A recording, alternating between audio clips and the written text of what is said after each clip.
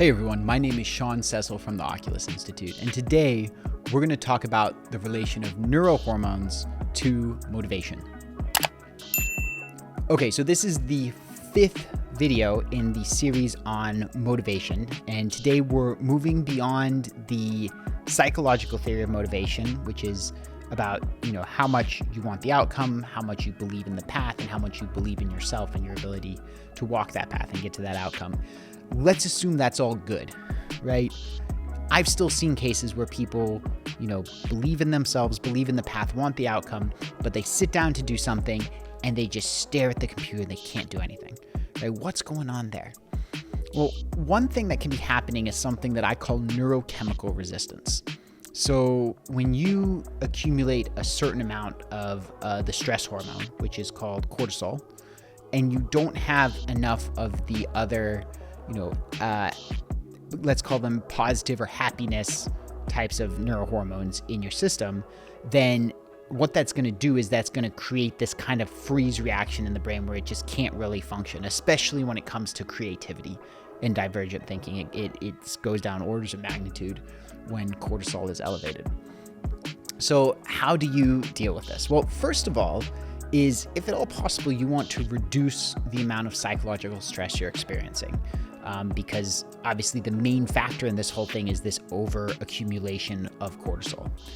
And a lot of people are like, oh, well, my life is just stressful. Okay, regardless of the circumstances in your life, you always have the ability to choose how you're going to react to that.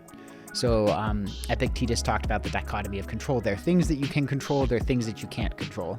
And one of the recipes to have a really high, chronic amount of cortisol is to be sitting there worrying about the things you can't control instead of the things that you can control, right? So again, there's internal work here. There's a lot of philosophy. There's a lot of other things that I've talked about on many prior videos here that will help with that, right? There's being aware of the self, right? And being aware of various triggers and removing those triggers so that they don't get hit and you don't spiral into this kind of, stressful experience with anger or guilt or fear or grief or any of these kinds of things that can accumulate if you don't tend to the garden inside. So the first and biggest thing is to reduce the amount of cortisol. Now, the other thing you can do is you can increase some other hormones that offset it. So one of them is dopamine, right? A great way to do dopamine is to have a to-do list with little goals that you're going to complete and then check them off, right? That's a great way to do dopamine. There are people who get dopamine from sugar, and if you are on a short-term crunch and you really need it, that is a strategy. The problem is in the long term, then that actually is going to deplete your biological energy because sugar is generally not great for the human system, at least not the processed sugar that's very common today. So I would definitely be looking for other sources of dopamine on that one. But then there are also neurohormones. There's serotonin. So serotonin comes from social pride and feeling, socially esteemed by a group. So if you have a group of friends who you value their opinion, right? Then maybe just say, hey, listen, I'm in a really tough time right now. Could you share some reasons why we're friends, right? And, you can hear some good stuff. And that will help. Again, you don't want to be doing that too much because otherwise your friends are going to be like, okay, this is kind of weird. But again, if you're in a really stressful situation, it's one approach that you can take. Serotonin is also one reason why people do social media posts. Where they'll do a post of something and they'll get a bunch of likes. Some of that's more egoic than others, and so it's possible to have kind of a backlash of addiction on that. But if you do something like maybe you just go take some beautiful nature photos and you post them and you look at the likes, that actually will boost serotonin, right? And it also means that you're going to be going out in nature, which is also going to help for other reasons. That helps improve people's moods.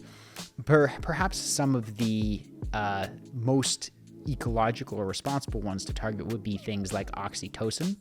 So oxytocin is about close bonding. So this is like having, social engagement with people that you're really close to. Serotonin would be more like social engagement with a big group of people, like going to a big party and talking to a bunch of people. You could totally do that. That's healthy. That's great for networking. Oxytocin would be more like a small group of people. That's a lot more intimate. Also comedy. So anytime you're laughing is a great one for oxytocin. I would highly recommend getting a pet if you don't have one. Like I got this rescue kitten when he was 2 weeks old, and I adore the cat that this kitten has grown into, and so that's a great source of oxytocin for me.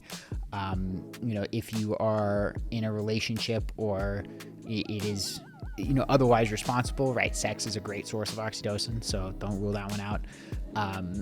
So that's oxytocin. And then finally is endorphins. And one of the best way to get endorphins is exercise, right? If you aren't exercising regularly, I would highly recommend that you do regular exercise.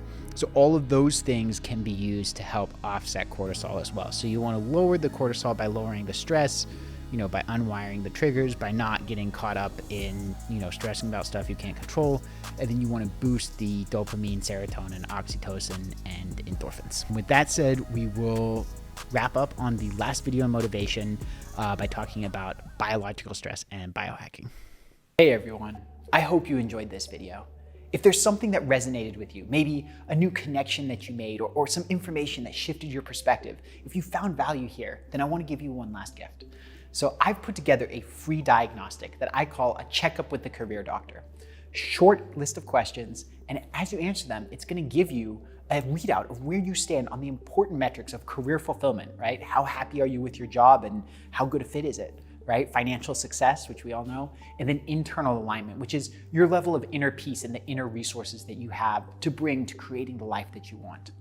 Additionally, it's also going to show you which areas you can improve on to get those metrics moving in the right direction, as well as how can we at the Oculus Institute help you make progress. So it's totally free, 100%. All you have to do is just go to www.oculusinstitute.com/purpose quiz, right?